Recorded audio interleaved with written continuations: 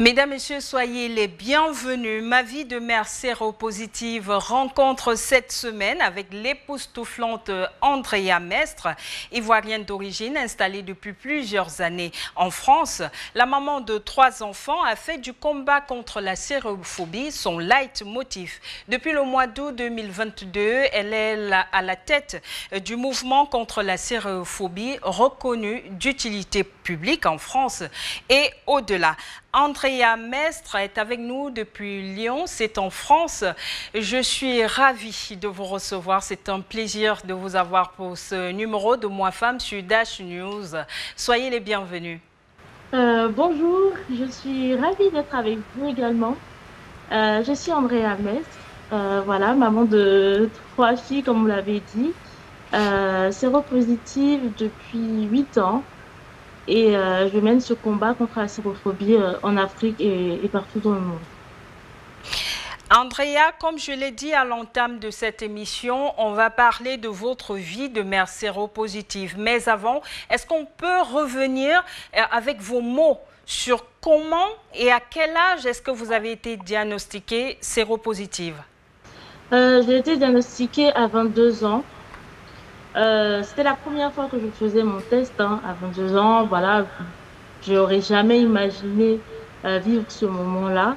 C'était très dur dès le début. C'est vrai que j'ai eu le soutien de mes proches, mais ce n'est pas forcément suffisant parce que on n'a pas de représentation d'une personne forcément séropositive comme nous qui a construit une vie enfin une vie en tout cas dont on peut rêver.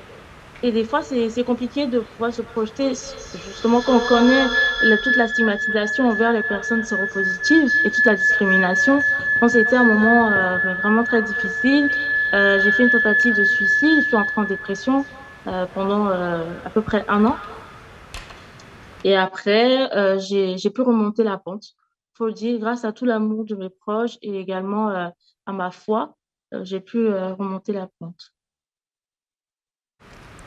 Il faut dire, Andrea, que vous êtes très croyante, mais avant de revenir là-dessus, est-ce que au moment du diagnostic, vous vous êtes dit, mes rêves sont brisés, je mets de côté tout et je sombre, la dépression, vous l'avez connue, comme vous l'avez dit, mais comment est-ce que vous réussissez à remonter la pente et à vous dire, bien, je prends ma vie en main et quoi qu'il advienne, je dois vivre, je dois sourire et je dois juste diffuser et répandre autour de moi le bonheur?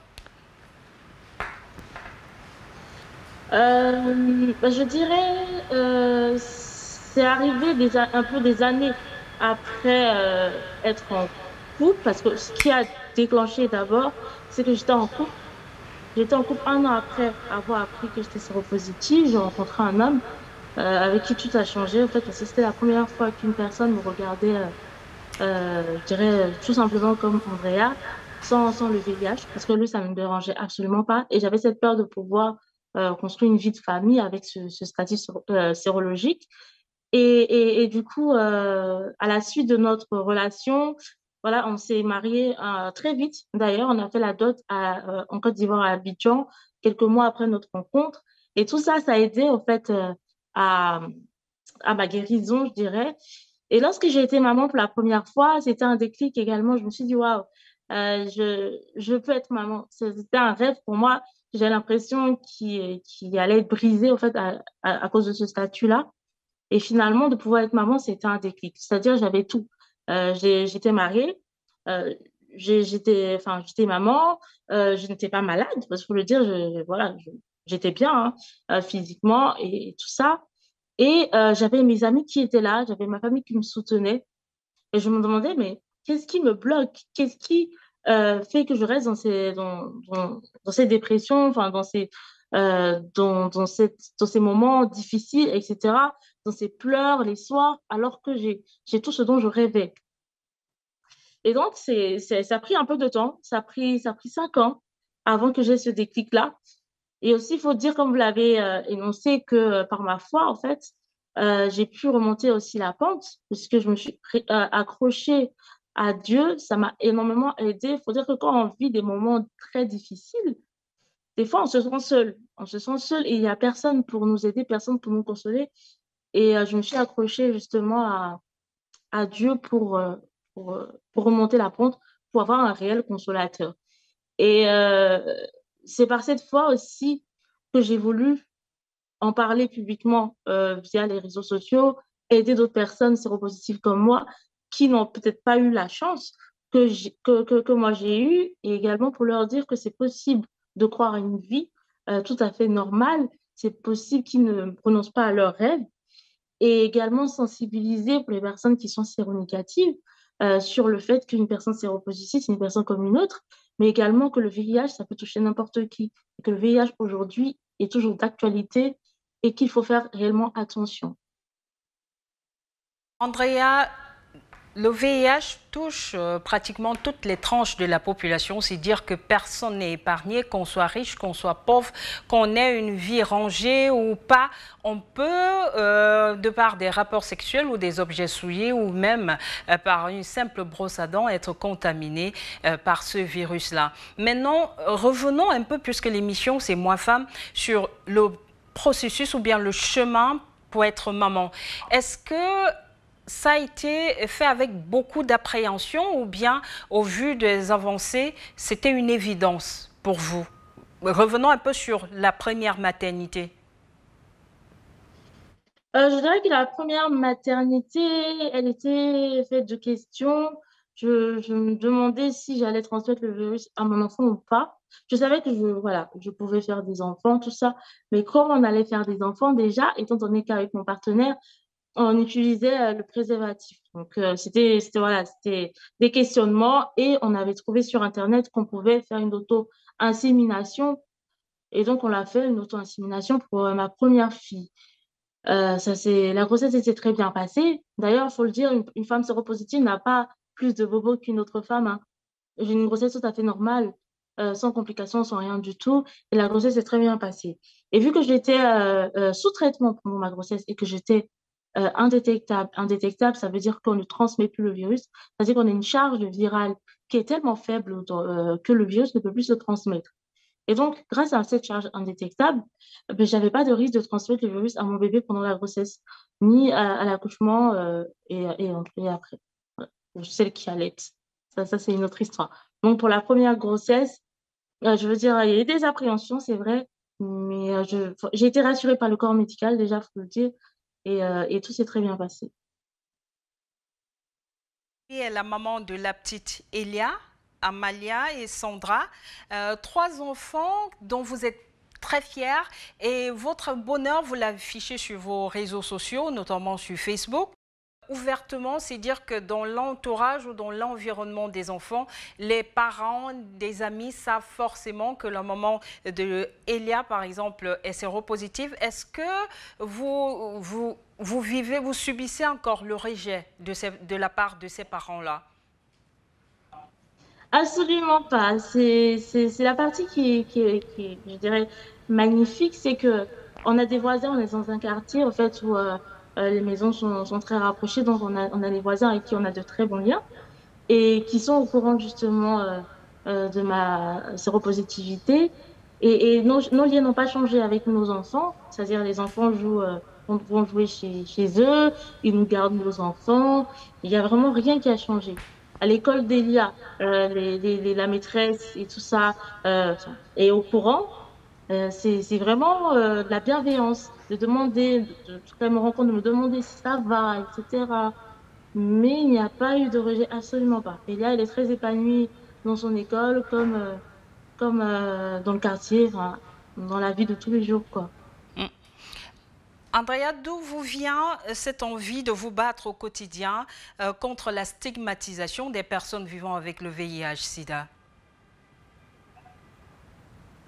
Cette envie de me battre, c'est vraiment par rapport déjà à mon vécu, voilà, de la descente aux enfers que j'ai pu vivre à cause d'un statut sérologique que finalement, c'est qu'une, je dirais, une maladie, entre guillemets, et personne ne demande d'être malade, donc on n'a pas à subir ça. Et de cette révolte de nous dire qu'aujourd'hui, la science, elle a évolué. On peut faire des enfants, on peut avoir des rapports non protégés, on peut ne plus transmettre le virus, mais notre vie, elle est cachée à cause de la stigmatisation, à cause des personnes qui ont toujours peur des personnes séropositives, qui n'ont pas forcément peur du VIH, hein, nuance. les gens ont plus peur des personnes séropositives parce qu'on se dit que le VIH, ça ne peut pas nous toucher. Et c'était important pour moi, pour toutes les personnes qui souffrent, parce que je suis passée par là et je sais ce que c'est. Et il y a des personnes qui vivent pire, parce que moi, j'ai eu cette chance-là d'avoir été entourée par mes proches, mais il y a des personnes qui ne peuvent pas aujourd'hui euh, construire une vie de famille à cause de ce statut-là. Il y a des personnes qui sont obligées de vivre dans le secret. Il y a des personnes qui vivent dans la peur, dans des abus. Et ce n'est pas normal. Aujourd'hui, on est en 2022, bientôt 2023. Il faut que ça change, et surtout en Afrique. C'est surtout l'Afrique francophone, je précise. Il faut que les mentalités, elles changent. Donc, il fallait donner un nouveau visage aux personnes séropositives, au VIH. Il fallait casser les préjugés et j'en ai fait ma croix, quoi. Est-ce qu'aujourd'hui, vous avez la même approche en tant que militante lorsque vous êtes en Europe que sur le continent africain? Ou de quel côté est-ce que les préjugés pèsent le plus? Il y a les préjugés ici, hein, les préjugés en Europe, en tout cas, sont pas finis. Mais chez nous, en Afrique francophone, c'est, voilà, encore, comme dans les années 90, si tu touches une personne séropositive, tu as le sida, des choses comme ça. Les gens ne savent même pas faire la différence entre VIH et sida. C'est forcément une personne séropositive, elle est maigre, elle est plein de boutons et tout ça. Enfin, on a encore tous ces préjugés-là et ça, c'est grave. Donc, c'est vrai que mon action, elle est plus portée sur l'Afrique francophone parce qu'il y a énormément de choses à faire là-bas et il y a très peu de militants, en tout cas, qui s'affichent publiquement dans les médias, à travers les réseaux sociaux, etc. Il y a des militants séropositifs qui font le travail, mais c'est un peu, je dirais, pas caché, mais au niveau des associations. Mais des figures, je dirais, publiques qui luttent, il y en a pas assez, je dirais. Il y en a, mais il y en a pas assez. Et c'est important parce on arrive à se projeter, on arrive à voir déjà à quoi ressemble une personne séropositive, vu que les personnes séropositives se cachent. Donc, on arrive à voir à quoi ressemble une personne séropositive, mais également pour les personnes séropositives, elle peut se projeter et se dire que, en fait, on peut vivre librement et ne pas se cacher tout le temps comme elles le vivent aujourd'hui, quoi. Andrea, récemment, votre combat a été reconnu dans votre pays d'origine, la Côte d'Ivoire. Qu'est-ce que ça fait d'être reconnu par ses pairs, d'être reconnu par sa famille et surtout par les autorités, et que le combat que vous meniez soit reconnu d'utilité publique? Qu'est-ce que ça fait? Je dirais que c'est un honneur d'être reconnu. euh, Excusez-moi. C'est un honneur d'être reconnu en Côte d'Ivoire. C'est vraiment un honneur. Mais c'est vrai que j'ai un petit mot justement à dire par rapport à ça, c'est que il n'y a pas assez en fait je dirais, de reconnaissance justement en Côte d'Ivoire. D'ailleurs, d'où je viens.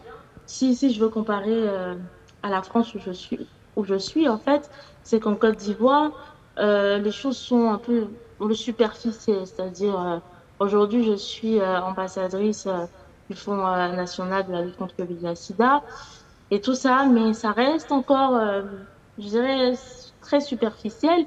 Je dis que dans les campagnes de sensibilisation, je ne suis pas associée. Je dirais dans la vie même active des associations, je ne suis pas associée. C'est-à-dire que je suis assez écartée quand même, si je peux le dire. Donc, ce côté-là, c'est dommage. Il y a une reconnaissance qui est là, c'est top. Mais je me dis que, pardon, en Côte d'Ivoire, il n'y a pas assez de personnes qui viennent, enfin, dire publiquement, oui, je suis séropositive et que je veux faire changer les choses et que je montre mon visage à tout le monde. Il n'y en a pas assez. Et je me suis dit, ils n'ont pas sauté sur l'occasion, quand même, pour les médias, etc. C'est compliqué.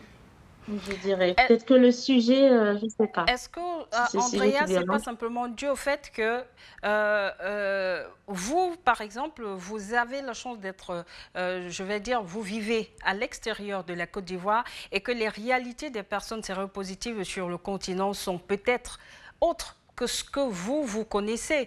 Et pensez-vous que la femme africaine séropositive aujourd'hui a le droit à la parole ou peut exister sur le continent? Bien sûr, tout à fait. La femme séropositive en Afrique, elle peut exister.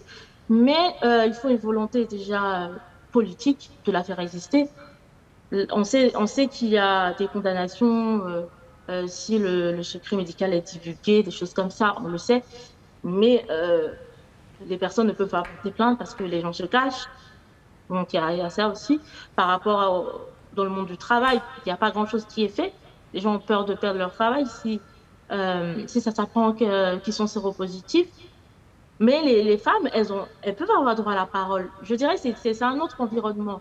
Il y a le poids, je veux dire, du qu'en dira-t-on, tout ça, du regard des autres, qui est très fort, qui est vraiment très fort chez nous en Afrique. Ce qui rend les choses très, très difficiles, c'est vrai.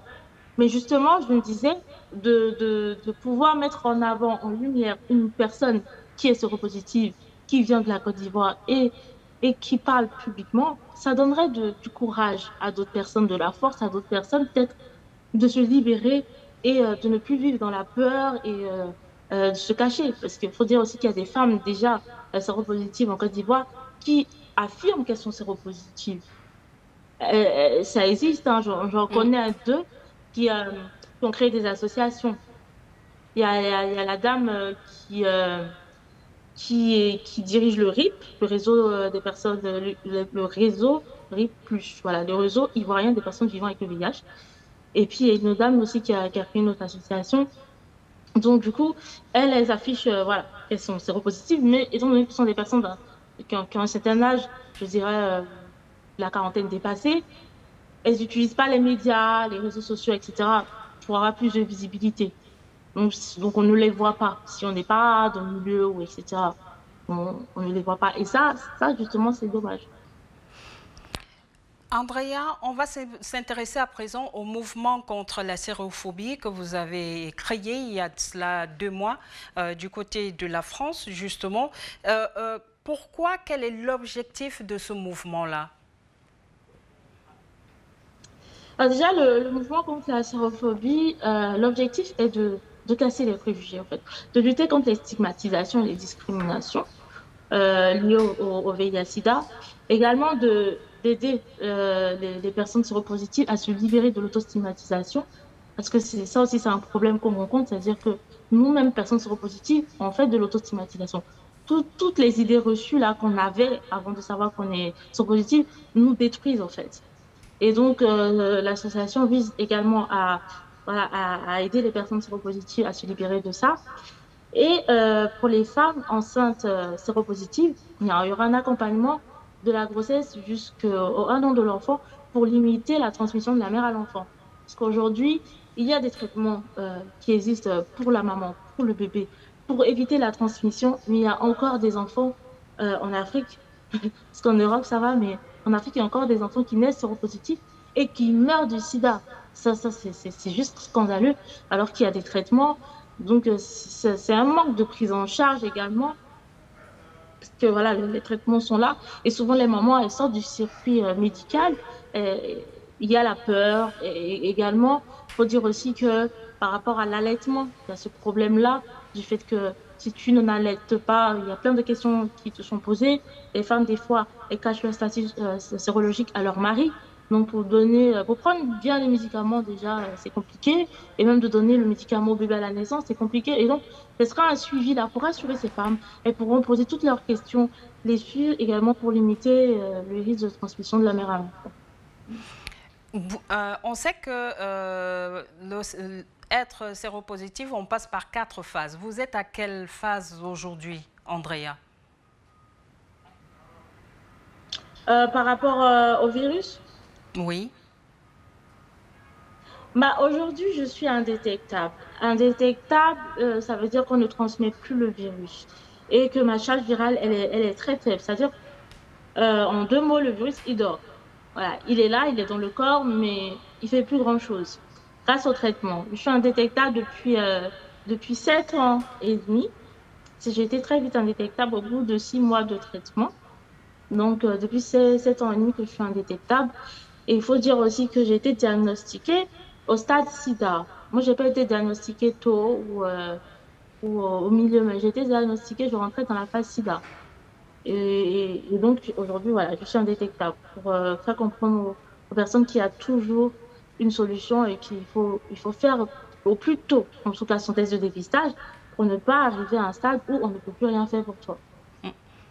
Au-delà du dépistage, déjà pour prévenir la maladie et peut-être pour commencer une prise en charge assez rapidement, pour arriver à cette phase indétectable, la phase à laquelle vous êtes, il faudrait, comme vous dites, avoir un suivi bien précis, suivre véritablement son traitement.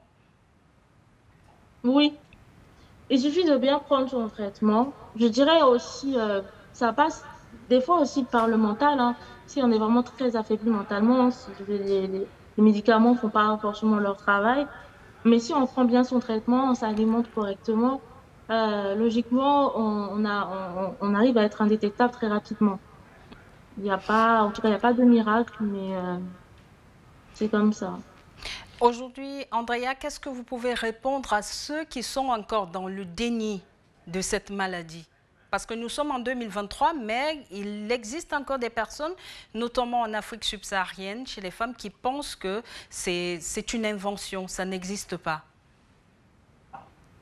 C'est vrai, il y a plusieurs personnes qui pensent que le VIH n'existe pas, et le sida, etc. Mais je veux leur dire que déjà, il existe, voilà, la preuve qu'il existe.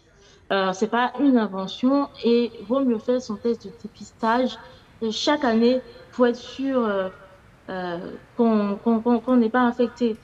De le croire ou de ne pas le croire, je dirais, chacun, je dirais, a ses idées. Des fois, c'est difficile de convaincre une personne qui est butée et qui dit que le VIH n'existe pas.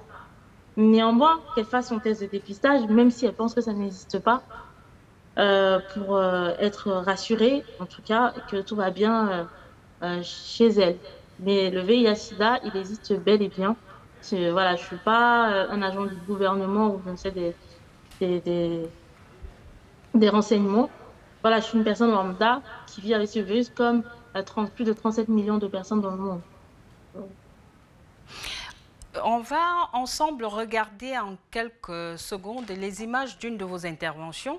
Il faut dire que de plus en plus, vous intervenez devant un panel justement pour parler de votre parcours, de votre expérience, de comment est-ce que vous avez surmonté votre diagnostic. Vous êtes arrivé aujourd'hui à être la maman épanouie que vous êtes. On écoute quelques secondes et on revient juste après. On envoyé un message, on était dans la même pièce. Voilà, je suis séropositive et tout ça. Et il me regarde, il me dit ok. Et alors? Je dis ah, ok, tu n'as pas bien compris. Andrea, nous avons vu là en image ce que vous faites. C'était une première pour vous également, parce que vous avez dit pour la première fois sur votre compte Facebook, vous prenez la parole en tant que consultante. Et dans la peau de cette consultante, Andrea, est-ce que vous avez le sentiment d'avoir accompli ou bien vous êtes encore dans un processus d'accomplissement? Vous avez atteint votre objectif? Absolument pas. Je suis dans le processus d'accomplissement. Mon objectif, honnêtement, ce serait de voir des personnes séropositives libres, totalement libres, ne plus vivre dans la peur, ne plus vivre dans la honte, etc. Ce serait de voir des personnes séronégatives, ne plus stigmatiser les personnes qui vivent avec le VIH. Ce serait de voir le VIH, euh, euh, je dirais, ah, je perds mes mots. Excusez-moi, je dirais que j'ai des pertes de mémoire. Comme un De voir virus, le mais VIH, inoffensif, qu'on peut dominer j'ai aussi. pas compris.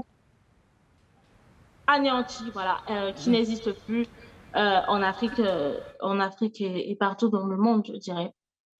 À ce moment-là, je dirais que oui, j'ai accompli ma mission. Mais pour l'instant, je suis au début, j'avance petit à petit. Un autre volet de vos actions, Andrea, aujourd'hui, vous encouragez également les rencontres entre personnes séropositives. Pourquoi spécifiquement entre personnes séropositives? Il faut dire qu'on vit dans un monde, faut pas qu'on se leurre. C'est très difficile pour une femme, surtout séropositive, de rencontrer une personne, de lui dire oui, je suis séropositive et que la personne dit waouh, il n'y a pas de souci, on fait notre vie ensemble. Ça se passe pas tout le temps comme ça et la majorité des femmes souffrent de solitude. Et pour moi, c'est important en fait, c'est très important de pouvoir construire une vie de famille, en tout cas pour les personnes qui veulent construire une vie de famille, mais en tout cas de pouvoir être en couple, etc., dans le processus même de thérapeutique. Si une personne séropositive ne va pas bien, elle va pas forcément bien prendre son traitement et ainsi de suite.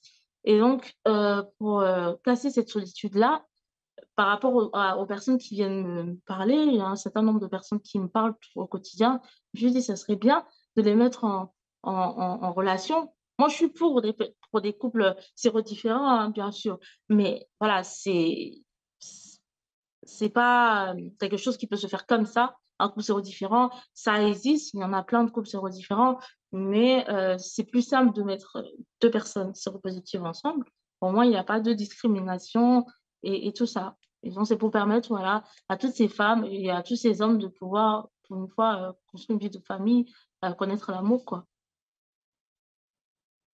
On saurait continuer cette émission sans déjà vous remercier pour tout ce que vous faites au quotidien et pour le temps déjà que vous avez trouvé entre mille et une choses que vous avez à faire. Euh, en vous regardant ou en vous suivant sur les réseaux sociaux, on arrive à comprendre que d'un côté, il y a la médecine, mais de l'autre, et peut-être même à 70%, à vous regarder, vous placez Dieu et votre foi devant tout ce que vous faites. Oui, exactement. Il y a la médecine, c'est vrai, qui me permet d'être indétectable, mais il y a Dieu qui me permet aujourd'hui d'être libre, euh, d'avoir l'impression, en tout cas, d'être guérie. Je suis peut-être pas guérie selon la médecine, mais je suis guérie à l'intérieur de moi parce qu'aujourd'hui, je dirais côtoyer les gens, que ce soit dans le milieu professionnel, le milieu personnel, aller à Abidjan, faire ma vie et même je dirais, libérer même mes parents de la peur et tout du jugement des autres. Lui, c'est une guérison. Aujourd'hui, c'est vrai, le VIH, il est toujours là. Quand je fais mes tests, il n'est pas parti, hein, il est là. Mais grâce à Dieu, j'ai une vie tout à fait normale. Je vis avec ce virus-là comme s'il n'existait pas. Et j'ai pu accomplir des choses que j'aurais même pas imaginé accomplir.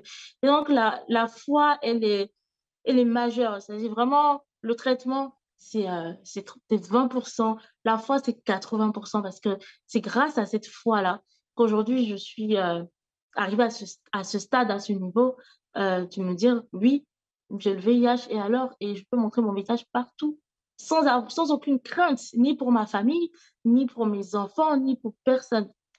Et vraiment, c'est important. Après, chacun voilà, a ses idéaux, mais en tout cas, il y a la médecine et il y a Dieu. Les deux vont ensemble, mais l'un ne va pas sans l'autre. Et surtout, Dieu ne va pas, la médecine ne va pas sans Dieu plutôt.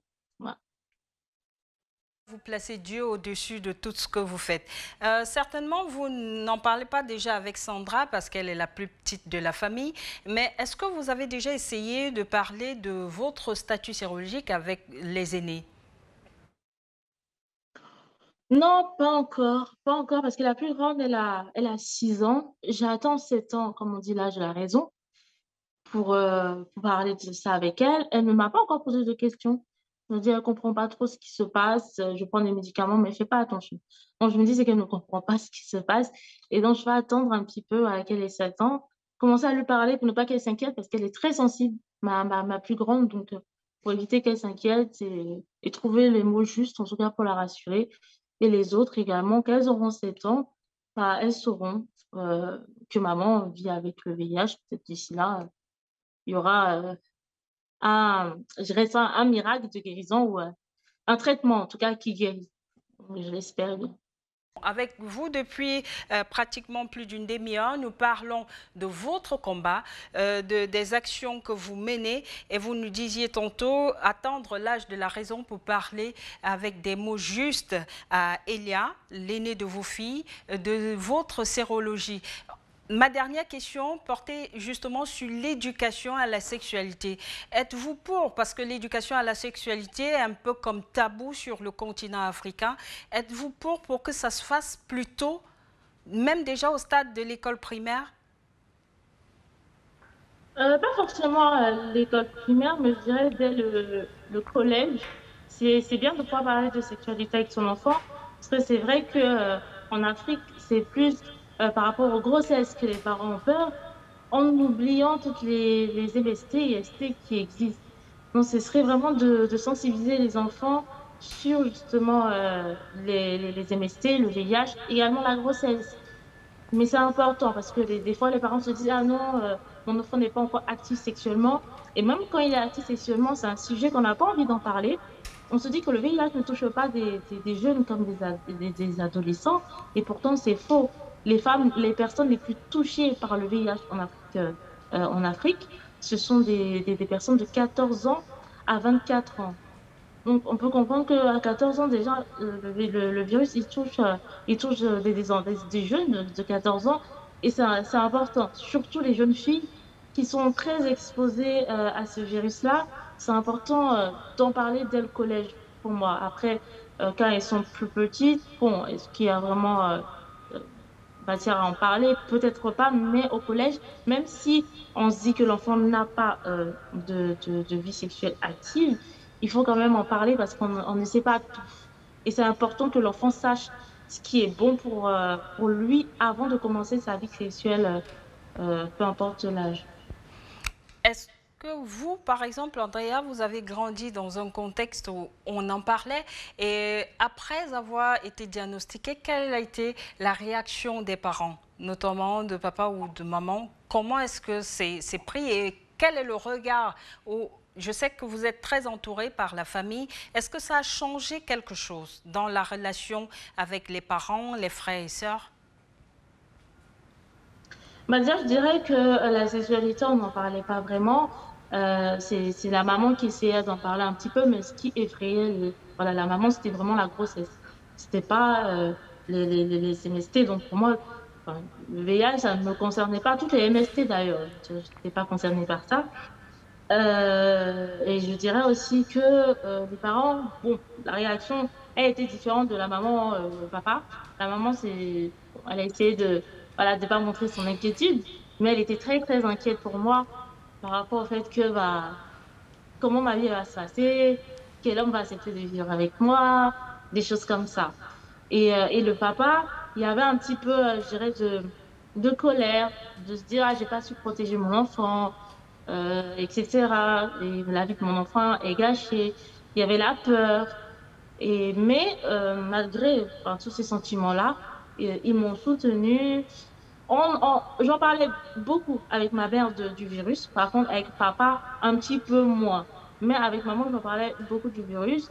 Et je dirais que ça n'a pas changé grand-chose hein, dans nos liens. Ça n'a pas changé grand-chose. Ça nous a rapprochés même. Enfin, c'était positif, ça nous a rapprochés.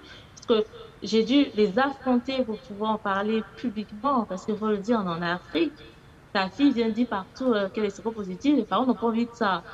C'est une chose voilà, d'accepter, de m'encourager, d'être avec moi, etc. Mais c'est une autre chose d'assumer devant tout le monde, devant la famille, la grande famille, que je suis séropositive parce que dans la tête encore, c'est de dire, ah, c'est forcément, elle allait se promener partout et elle a ramené ça. Et donc, mes parents ont pu dépasser toutes ces peurs-là du regard des autres, etc. Et même la grande famille a été dans le soutien. Ce qui m'a étonnée, parce que bon, je me disais dans la tête, en tout cas de la majorité des Ivoiriens, c'est comme ça qu'on voit les personnes aussi, mais c'était dans ma famille, en tout cas, un énorme soutien, même dans la grande famille. Et aujourd'hui, mes parents sont très fiers.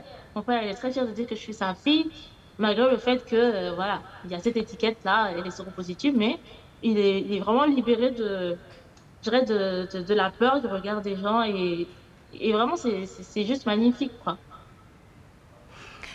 On va sortir un peu sur tes projets à venir en tant que présidente du mouvement contre la sérophobie. Est-ce qu'il y a des événements pour ce décembre notamment?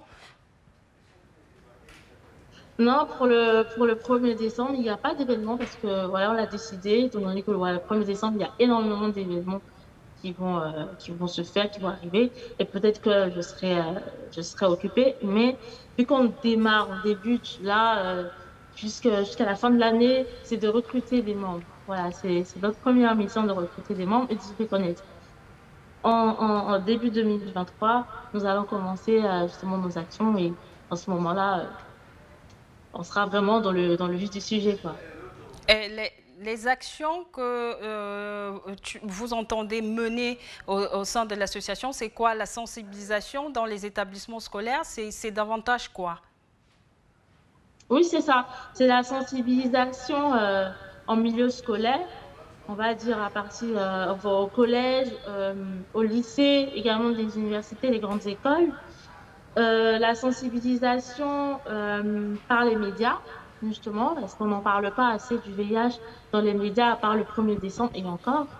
La sensibilisation par les médias, les personnalités publiques également, les emmener à, voilà, à parler, à utiliser leur influence pour sensibiliser dans les espaces publics, des marchés et tout ça. Ça serait des actions qui seront menées tout au long de l'année. Et il y aura également une ligne d'écoute qui sera mise en place pour toutes les personnes séropositives qui ont besoin d'informations, qui ont besoin de parler, pour avoir un endroit où on les écoute, où ces personnes ne se sentent pas seules. Parce que ouais, j'ai remarqué en tout cas que les personnes séropositives se sentent seules, surtout en Afrique francophone, se sentent assez isolées, même s'il y a des associations. Les gens ont peur d'aller des fois dans les associations parce que le secret professionnel, le secret médical, pardon, n'est pas respecté. Et aussi, ils ont envie peut-être d'échanger avec une personne qui est séropositive comme elle et qui a pu s'en sortir autrement. Donc, c'est important cette ligne d'écoute-là euh, pour, euh, pour accompagner les personnes séropositives. En tout cas, pour la première année, ça sera les actions qui seront menées. Mais après, il y aura un renforcement des capacités dans les PMI pour les femmes enceintes, justement, pour les accompagner, pour le suivi, comme je l'avais dit, parce que il y a un manque de personnel, il faut le dire. Et donc, les médecins, les sages-femmes, etc., n'ont pas le temps, en fait, pour vraiment aider leurs patients. Donc, c'est important de pouvoir faire un renforcement voilà, des capacités. Est-ce que, en tant que séropositif, il existe encore ou bien il est des choses pour lesquelles vous n'avez forcément pas accès du fait de votre sérologie sur le plan social, économique, par exemple? Ah, moi, je dirais que ça dépend, je pense que ça doit dépendre des pays, hein. Ça doit dépendre des pays. Pour la Côte d'Ivoire, par exemple, je ne maîtrise pas du tout si on peut faire un emprunt bancaire et mettre dans le questionnaire santé qu'on est séropositif, si on a le droit à un emprunt bancaire, je ne sais pas.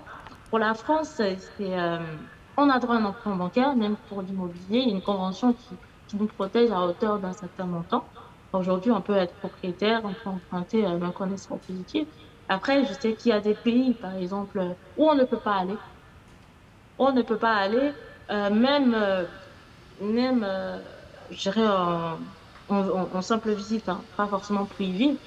Et il y a des pays où on peut pas aller pour y vivre également, parce qu'on est séropositif. Ça c'est dommage. Aujourd'hui, le Canada a assoupli ses lois et une personne séropositive peut immigrer au Canada, mais sous condition encore. Ouais, il y a quelques années, c'était impossible. On ne pouvait pas immigrer, on pouvait aller en vacances, mais on pouvait pas s'y installer en tant que personne séropositive. Dans les pays du Golfe arabe également, les personnes séropositives ne sont pas acceptées.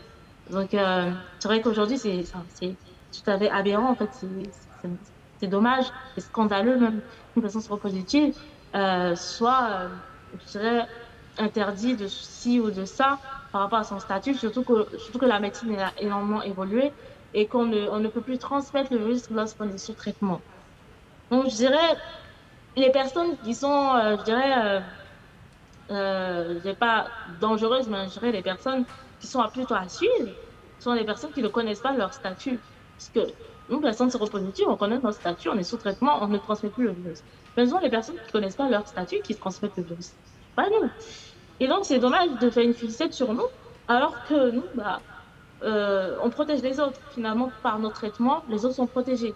Mais les personnes qui ne connaissent pas leur statut, ce sont ces personnes qui bah, propage le virus et mettre les autres en danger, et elles-mêmes par ailleurs. Et donc, il faudrait réellement faire des campagnes de sensibilisation pour emmener les gens à se faire dépister et que les tests de dépistage ne soient plus tabous. C'est-à-dire, quand tu vas te faire dépister, on te demande en Côte d'Ivoire, ah, tu veux venir faire quoi? Pourquoi tu viens te dépister? Et c'est pas une question à poser. Je veux dire, quelqu'un a le droit de venir se faire dépister sans qu'on te regarde bizarrement. Il y a un peu ce truc de suspicion. Ah, celui-là, peut-être qu'il a sida, c'est pour ça qu'il veut se faire dépister. Donc, il faudrait vraiment que ce soit quelque chose de normal. Qu'on puisse se faire dépister chaque année, c'est normal. Tout le monde se fait dépister et pouvoir en parler. Ah, moi, je me suis fait dépister. On n'est pas obligé d'en parler de son statut sérologique, ça c'est personnel.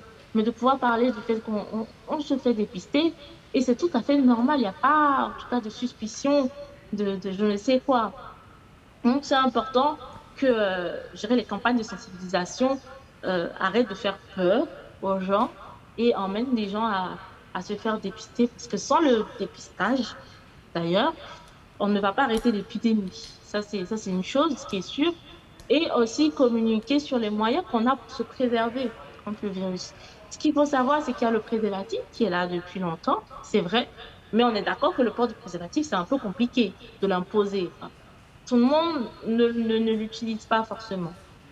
Et alors qu'il y a d'autres moyens de se préserver contre le VIH-Sida, c'est-à-dire il y a la PrEP, qui est un traitement préventif. Comme quoi on prend le traitement préventif contre le palu. Voilà. Donc, c'est un traitement préventif. Quand tu le prends, tu ne peux pas avoir le VIH. C'est-à-dire le virus ne peut pas entrer dans ton corps. Ça, c'est important. Et ce serait bien que un maximum de personnes qui ne veulent pas utiliser le préservatif se mettent sous PrEP. On peut l'utiliser continuellement ou soit juste avant un rapport, par exemple. Il y a aussi le TPE, c'est le traitement post-exposition comme la pilule du lendemain. Tu as pris un risque, tu vas prendre à l'hôpital ton TPE dans les 48 heures. Et tu as au moins 90% de chances, en tout cas, de ne pas être infecté. Donc ça c'est très bien, c'est important de pouvoir communiquer là-dessus et aussi que nos pays africains puissent en disposer assez, en tout cas pour sa population. Il y a des moyens aujourd'hui pour lutter contre ce virus-là. Il faut les utiliser réellement. Andrea, je pense que le message est passé. On serait fini. On a parlé des enfants, mais très peu de votre époux. Qu'est-ce que vous pourrez dire aujourd'hui? Parce que c'est aussi, vous l'avez dit à l'entame, c'est aussi un peu grâce à lui que vous êtes ce que vous êtes aujourd'hui. Bien sûr. Je voudrais dire qu'une personne séropositive peut être en couple avec une personne séronégative parce que mon mari, lui, il est séronégatif. Et aujourd'hui, au bout de 7 ans de relation, il est toujours indétectable. Donc, c'est tout à fait possible quand la personne suit très bien son traitement. Après, il y a le port du préservatif. Après, il y a le conjoint qui peut se mettre sous PrEP, justement pour s'il a peur de la transmission.